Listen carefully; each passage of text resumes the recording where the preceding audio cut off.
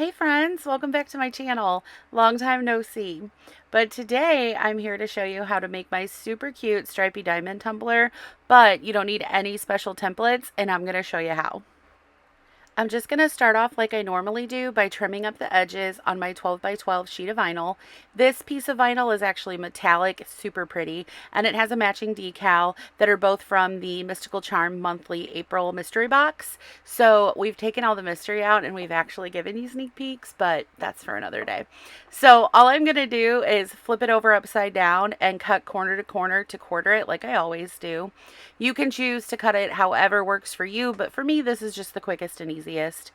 Then I'm just going to pick which two pieces I like the best. You don't have to worry about your pattern lining up really nicely because the stripes are going to cover all of the overlap on the back of the tumbler. So just pick whatever two pieces look good to you. And while I have my paper trimmer out, I'm just going to throw a straight line down the cup using the edge of that as a guide.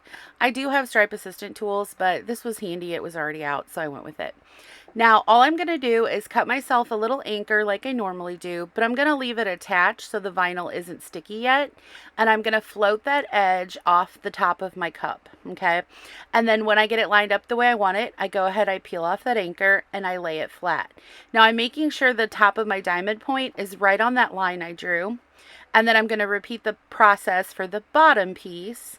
Same thing, I'm going to leave it so it's not sticky so I can line it up straight. I want my top and bottom diamond points to line up perfect. That's why I'm using that line as a guide. So when I have it where I want it, I peel up that anchor and go ahead and lay my vinyl like I normally do. And you can see I floated it off the bottom edge as well. So we have a nice little glitter lip at the top and bottom.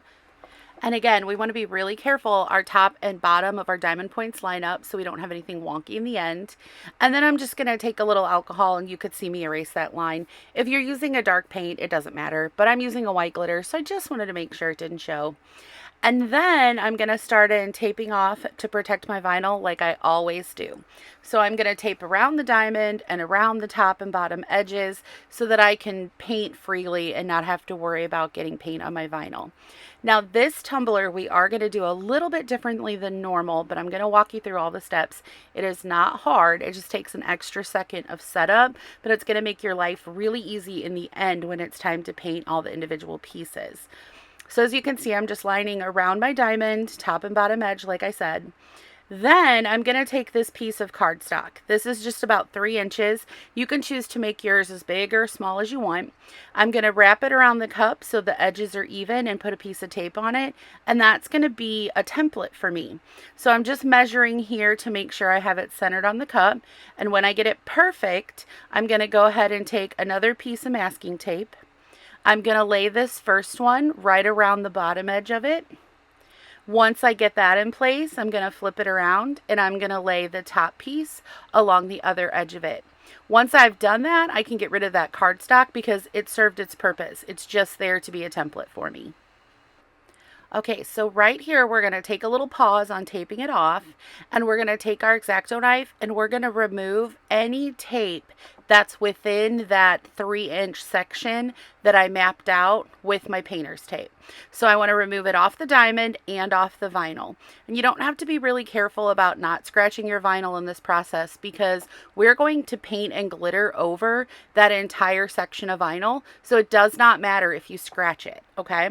So we're just going to take off any tape that's within that area. Then after I've got that done, I'm going to grab a couple of more pieces of tape and I'm going to tape on the stainless steel inside the diamond so I have a nice crisp point of vinyl on both sides. That's going to protect our stainless diamond from getting paint on it while we're glittering the parts that go around the back, sort of like a belt around the back, if you will. So we want to protect that diamond so that when we're ready to paint it, there's no like overflow there. So the next part of our like faux template that we're using is just going to be scrap vinyl. If you want to cut this on a Cricut or Silhouette, you absolutely may, but I already had tons of scrap vinyl laying around. You can use 3/4 and 1/2 inch masking tape if you have it. I did not have that size, so I'm just cutting some vinyl strips, okay? So I cut 2 that were 3/4 inch wide and 2 that are 1/2 inch wide. I'm going to start with my 3/4 inch and I'm going to lay one of them next to the tape line within the 3-inch space I made on either side. Then I'm going to come back in with my 1/2 inchers and I'm going to lay those right next to the 3/4 inchers. If you want yours to be a different size, you can absolutely do this however many stripes you like, whatever sizes you like, whatever your heart desires. And then the section in the middle I'm going to leave open because that's going to be the first place I paint, so I don't need anything there. So now our tumbler design is fully done and we are ready just to start painting and glittering, and that's it. So I'm going to start in that middle section that I left open, and I'm going to use my heavy body white acrylic that I always glitter onto, and I'm going to use this sort of like whitish silvery. It's a really great glitter because it can kind of shift depending on what paint you put it on. So I'm going for really white, crisp white this time.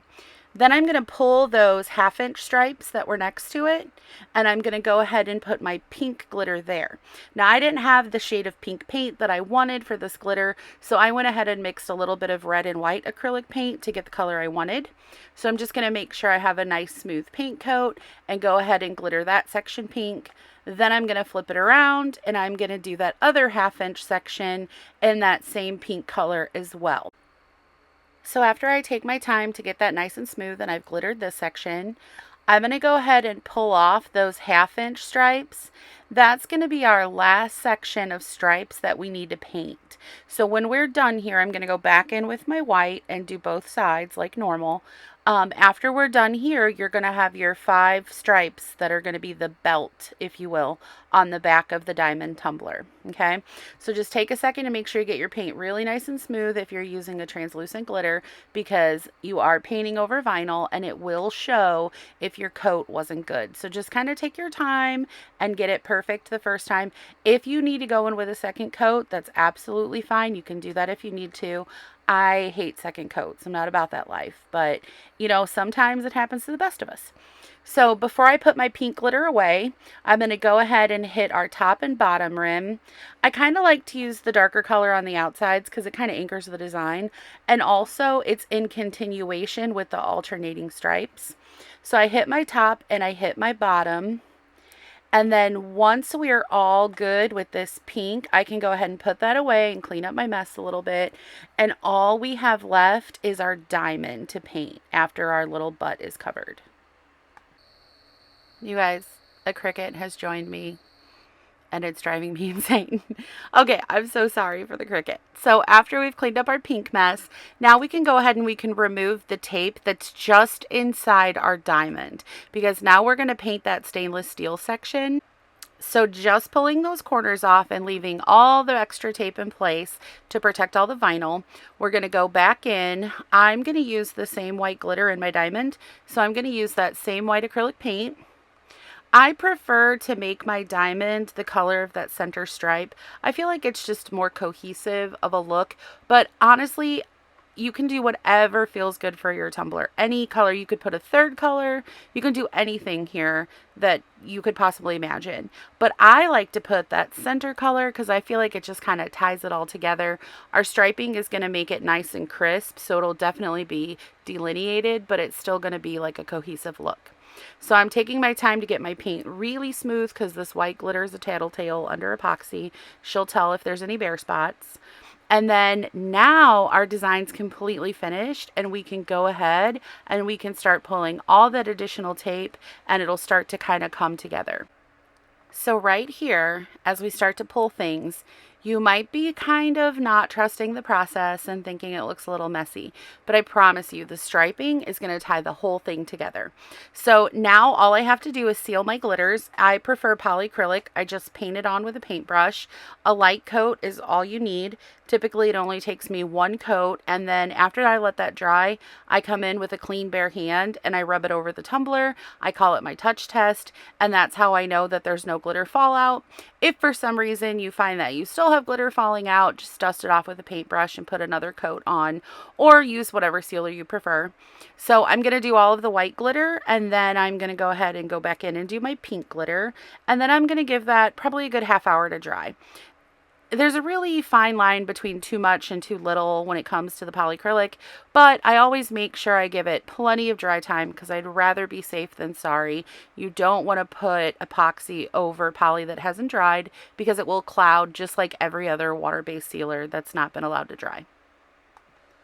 All right, so 30 minutes has gone by. It's dry to the touch. There's no glitter fallout, and I'm ready to move into my first epoxy coat. So I'm going to do 25 mils of Speedy Petey on this 30-ounce tumbler. So I'm going to go ahead and just slather that on like you normally would any epoxy.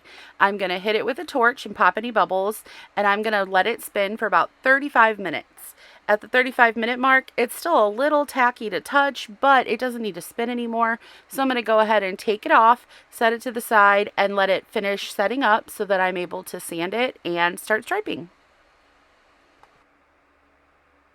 All right, so once that's fully set up, I did give it a light all over sand.